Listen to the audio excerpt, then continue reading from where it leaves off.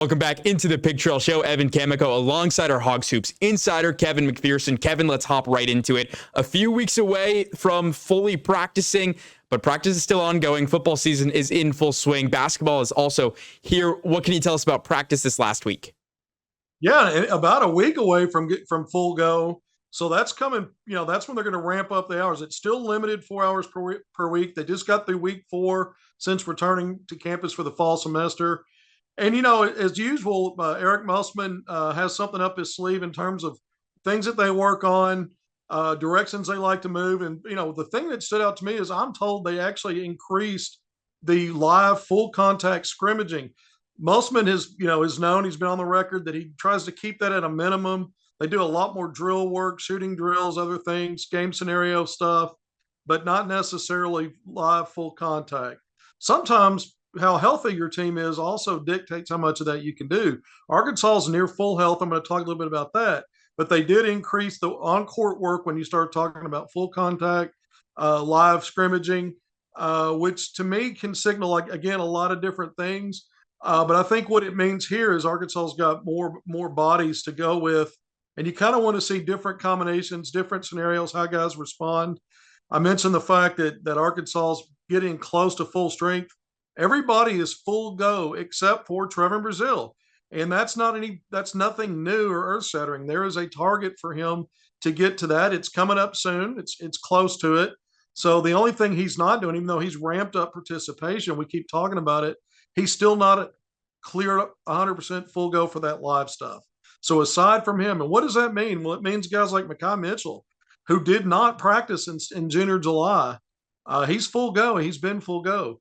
Khalif Battle, who missed a good chunk at the end of the limited summer practices and missed a specific, certain amount of time to start the fall practice. We saw him in a couple of video highlights that the program released on social media platforms last week.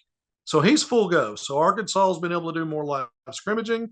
One of the things they worked on last week, I'm told, what was the ATO stuff after timeout.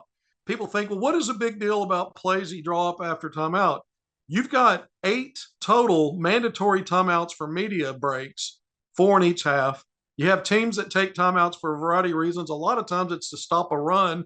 They're in a bad stretch of the game. They call it timeout. So anytime you can single out plays, get players huddle up, slow things down, and kind of go through what you want to do, you're probably looking at 12 or 15 of those dead ball opportunities to run through a play and figure out how you want to approach coming out on the other side of a timeout. So Arkansas works on that stuff. Something they worked through this week.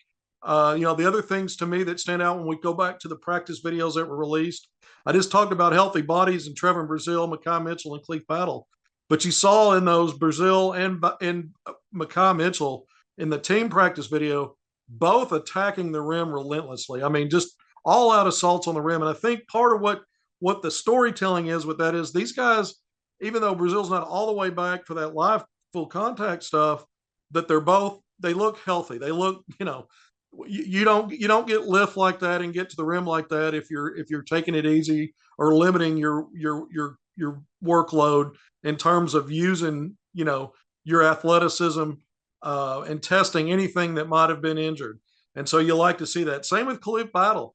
The team practice highlights showed him just real quick taking a 3-point shot and splashing it. But then there was an individual clip release of him completing a windmill dunk. So again, these are key players, by the way. We know that. These 3 guys I've talked about are going to be in that top 7 rotation. I see Brazile and Battle as having all league caliber stuff. And certainly Makai Mitchell's no slouch as basically a 5th-year senior when you talk about playing a 5th season. And starting all but one of Arkansas's games last season. So it's good to know that these guys are looking good in the little practice videos that have come out in the last week. So it tells a lot more than just the idea that you're seeing a few highlights. Absolutely. So I thought those things stood out to me. Absolutely. And we'll kind of switch over from the team, obviously practice starting to ramp up, season inching closer and closer. But we've talked a lot over the last couple of weeks with football season. It's a great time to bring recruits. And I saw Anthony Black was in Fayetteville yesterday as well for the Arkansas football game. So what can you tell us? Who was in town this weekend and who's going to be in town over the next couple of weeks? Yeah, so Arkansas, you mentioned Anthony Black being back. That's a big deal because one of the visitors, the kind of the I'd say the centerpiece of the visits, just like last week, you had a class of 2024 official visitor is kind of that was Jalen Shelley, who committed to Arkansas the Hmm. day following his visit. Then you had some unofficial visitors from the 25 class. Similar scenario here, class of 2024, Isaiah Elohim taking that official visit. Arkansas has been recruiting him a while. Top 35 national, top high level 4-star according to Rivals, and 6'5" guard out Sierra Canyon, that basketball school out in California. East Coast guy, been playing out West Coast for a few years now.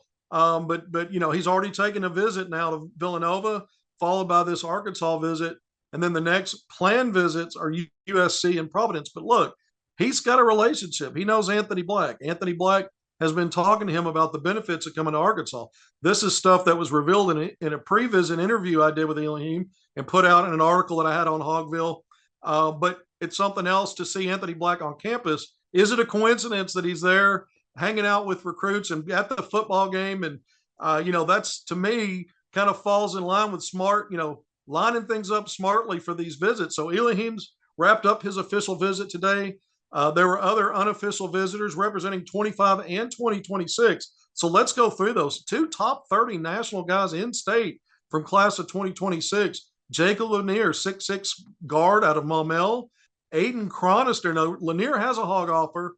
Aiden Chronister, 6'7" wing in Rogers, in your backyard up there in Northwest Arkansas. And also national top 30 player, according to 247 Sports. Both of these players were on unofficial visits, attending basketball practice, going through some photo shoots with Muss, and then also attending that football game. You had another in-state class of 2026 prospect, Ladero Robinson Jr., 6'7" forward out of Marion, Arkansas. Marion's been good for basketball in the state in terms of good teams and producing really good players. But here's a young man that's just now kind of getting on Arkansas's radar. So you had 3 in-state kids from that class of 2026. And then from class of 2025, BJ Davis Ray, who's been at Link Academy. He's transferred for his junior season in Duncanville. Well, we know Anthony Black's from Duncanville. So again, you're tying in things that matter with some of these recruits. Elohim having a relationship with Black, and then Black being a Duncanville product, and now BJ Davis Ray going back to the DFW area to Duncanville for that junior season. So he's another national top 35 guy in the 2025 class. A big wing, 6'5", pushing 6'6". So, and Arkansas's had him on campus during basketball season last year to attend a game. So this was really his first visit in terms of kind of doing a bit more than just attending a basketball game, because he got to go to practice and he got to go to the football game. Like I said, do the photo stuff with Muss. So those were your visitors. Now, Jermaine O'Neal Jr., also class of 2025. We've talked a lot about his upcoming visit, which was set for October 28th when Arkansas hosts Purdue in that charity exhibition game. He moved up his unofficial visit to this past weekend, and then at the last minute, something came up and he wasn't able to make it. So we went from October 28th to September 16th, but he did not make it to campus. We'll see if that gets rescheduled. But, Arkansas's obviously looking at the 6'5" wing in a dynasty prep, top 100, top 75 recruit, 4-star, son of Jermaine O'Neal Sr., going back to the Nunn and Dunn era, and a guy that was an NBA All-Star Hall of Famer, and connections with the Musselman family. Bill Musselman, Eric Musselman's dad, was an assistant at Portland, and the Trailblazers are who originally drafted Jermaine O'Neal Sr. So we'll see if Arkansas's able to make that work out. But aside from the visitors, Evan, Arkansas coaches, September 9th was that trigger date for coaches, Division I coaches being able to hit the road, go out on the recruiting trail and visit, do in-homes with players, go to the high school campuses to see players, either watch them practice or check in on them. And Arkansas coaches were very busy starting Monday, almost a week ago, September 11th. But you had assistant coach Keith Smart in Central Arkansas making stops at Little Rock Christian Academy, Benton, and Maumelle. He made other stops and traveled around to other states throughout the week, but started things off Monday looking at the in-state kids. Well, players that we know in those areas, we just talked about Jacob Lanier at Maumelle, Jordan Harris, a 6'7" forward that's had an unofficial visit to Arkansas, also at Maumelle. You've got Terrion Burgess, who got to see Keith Smart, and I had a photo of those two together at Benton High School on Monday.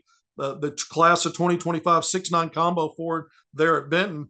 And then also who we know is at Little Rock Christian Academy is class of 2026 hog offer and a top 20 player, really knocking on that 5-star status door.